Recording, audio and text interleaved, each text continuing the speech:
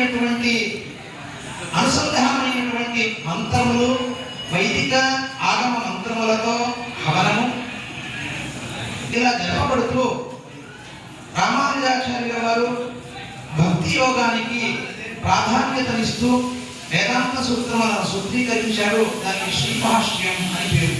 ఆ శ్రీభాష్య పారాయణం అదేవిధంగా ఈ ఆలయం